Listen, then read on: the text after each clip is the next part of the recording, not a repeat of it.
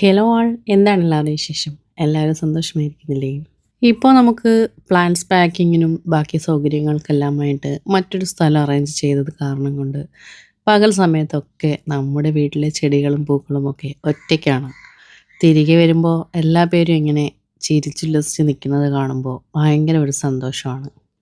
വീട്ടിൽ തന്നെയായിരുന്നു പാക്കിംഗ് ആയിരുന്ന സമയത്ത് ഞാൻ ഇടയ്ക്കിടെ ഈ ചെടികളുടെ അടുത്ത് പോയിട്ട് കാര്യങ്ങൾ സംസാരിക്കുകയും അവരെ ഇങ്ങനെ തൊട്ട് തലോടുകയും ഇടയ്ക്കിടെ പോയിട്ട് കളം നുള്ളിക്കളയുകയും കട്ട് ചെയ്യാനുള്ളതെല്ലാം കട്ട് ചെയ്യുകയൊക്കെ ഇടയ്ക്കിടെ ചെയ്തു വരുമായിരുന്നു.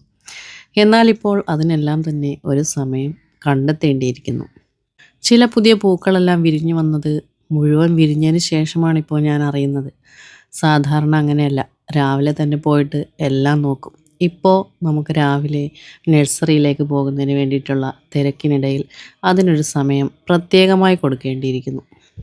എന്നിരുന്നാലും അവരെല്ലാ പേരും ഹാപ്പിയാണ്. കാരണം മെയിനായിട്ടുള്ള കാരണം ഇപ്പോൾ ഇവിടെ നിറയെ സെയിലിനുള്ള റോസാ ചെടികൾ ഇരുന്നിട്ട് കുറേ പെസ്സും കാര്യങ്ങളും ഒന്നും തന്നെ ഇല്ല. എന്നാൽ അവർ ബാക്കി വെച്ചിട്ട് പോയ ഒച്ചും കുഞ്ഞുങ്ങൾ ഇവിടെയെല്ലാം വളരുന്നുണ്ട്. ഓരോ ദിവസം ഓരോന്നിനെ കൊല്ലുന്നുമുണ്ട്. ചില ചെടികളെല്ലാം അടപടലം ഉണങ്ങിപ്പോകുമ്പോൾ അതെടുത്ത് നോക്കുമ്പോൾ അതിൽ ഒച്ചും കുഞ്ഞുങ്ങളാണ്. അടീനിയങ്ങൾക്ക് ഇനി അങ്ങോട്ട് പ്രൂണിങ്ങിൻ്റെ സമയമാണ്. ഫെബ്രുവരി ലാസ്റ്റൊക്കെ ആകുമ്പോഴേക്കും നമുക്ക് അടീനിയങ്ങൾ പ്രൂൺ ചെയ്ത് തുടങ്ങാം.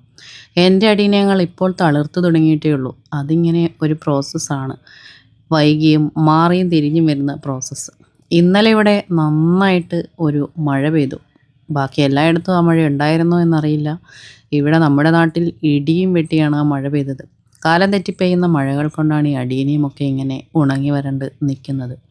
എന്നാൽ ചില ചെടികളെല്ലാം നന്നായിട്ട് പൂവിട്ട് നിൽക്കുന്നുമുണ്ട്. എനിക്ക് ഇഷ്ടമുള്ള കുറേയധികം അടീനിയങ്ങൾ വാങ്ങി ഞാൻ നട്ടു വളർത്തിയതുപോലെ ഇപ്പോൾ ഞാൻ വാങ്ങിക്കൂട്ടുന്നത് ബോഗൺവില്ലകളാണ്. ബോഗൺവില്ല പോകുന്നതും വരുന്നതും വഴികളിലെല്ലാം ഞാനിങ്ങനെ വാങ്ങിക്കൂട്ടുകയാണ്. എൻ്റെ എല്ലാ ചെടികൾക്കും ഒരേ പോട്ടി മിക്സാണ് ഞാൻ കൊടുക്കുന്നത്. അത് എൻ്റെ പഴയ വീഡിയോ കാണുന്നവർക്ക് എല്ലാ പേർക്കും അറിയാവുന്നൊരു സംഗതിയാണ്. നമ്മുടെ വീട്ടിലെ ചെടികളെല്ലാം പൂക്കൾ നിറഞ്ഞും ഇലകൾ നല്ല ഫ്രഷായിട്ടും ഗ്ലേസിങ്ങോടും കൂടിയൊക്കെ നിൽക്കണമെങ്കിൽ ഏറ്റവും ആദ്യം വേണ്ടുന്ന സംഗതി ഒരു നല്ല പോട്ടി മിക്സാണ്. ശേഷം അവരെ മന്ത്ലി ഒന്ന് ഫെർട്ടിലൈസ് ചെയ്യുക. അതുപോലെ പെസ്റ്റിൻ്റെ അറ്റാക്ക് വരുന്ന പ്ലാന്റ്സിനെ പെസ്റ്റിസൈഡ് കൊടുത്ത് ഒന്ന് പ്രൊട്ടക്റ്റ് ചെയ്യുക. എന്നാൽ മാത്രം മതി, നമുക്ക് നല്ല പൂക്കൾ കണ്ടുകൊണ്ടേയിരിക്കാം. പൂക്കളും നല്ല ആരോഗ്യമുള്ള ചെടികളും കണ്ടുകൊണ്ടിരിക്കുമ്പോൾ മനസ്സിന് സന്തോഷവും സമാധാനവും കിട്ടുന്നവർക്ക് അവരെ പരിപാലിക്കുക എന്നുള്ളത് ഒരു ജോലിയല്ല, അതൊരു പാഷനാണ്. അതല്ലെങ്കിൽ അവർക്കതൊരു ആവേശമാണ്. ഒരു പുതിയ മുട്ടൊരു പ്ലാന്റിൽ കണ്ടു കഴിഞ്ഞാൽ പിന്നെ അത് വിരിയുന്നത് വരെ കാത്തിരിക്കുന്നവരല്ലേ നമ്മളെല്ലാം.